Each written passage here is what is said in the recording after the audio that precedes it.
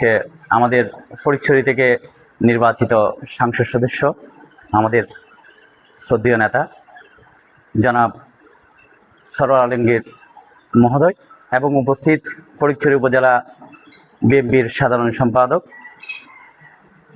জহির আজম চৌধুরী এবং উপস্থিত আমার উত্তর প্রেস ক্লাবের সকল নেতৃবৃন্দ, আমি সকলকে সালাম এবং শুভেচ্ছা জানাই। আসসালামু আলাইকুম।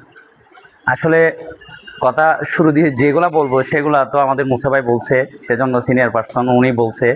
তো ভাইয়ার তো সুনির্দিষ্ট মানে সুনজর থাকবে আশা করি। আমরা যে নতুন একটা গঠন করছি উত্তরে, আমরা তো ফটিকছড়ি ভিন্ন, কেউ ফটিকছড়ি উপজেলা প্রেস ক্লাবে ছিল, কেউ ফটিকছড়ি প্রেস ক্লাব ছিল।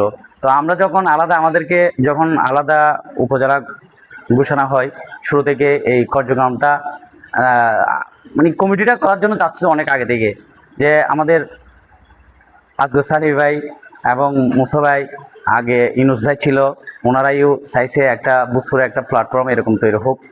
তো আজকে যখন আমরা প্ল্যাটফর্ম তৈরি হয়ে যাওয়ার পর যখন উত্তর গঠিত হয়েছে, উত্তর নামেও প্রেস ক্লাব হয়েছে, আমরা চাই ভাইজানের যে আমাদের একটা সুনির্দিষ্ট নজর দেখ, আমরা যে ফটিকছড়িতে যে কর্মকাণ্ডগুলো হচ্ছে, যে ওখানে যে জিনিসগুলো অভাব আছে সেগুলা ওনার পরিকল্পনার মধ্যে অবশ্যই আছে। ওনার যে এস্তেহার ছিল, এস্তেহারে ছিল, তো ওই জিনিসটা দেখলে হয়ে যাচ্ছে।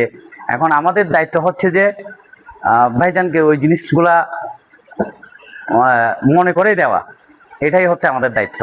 তো আমি আর কিছু বলবো না, আমার সিনিয়র পার্সন যারা আছে তারা অলরেডি বলে দিচ্ছে বিষয়টা। আমি সকলকে আবারও ধন্যবাদ জানাই।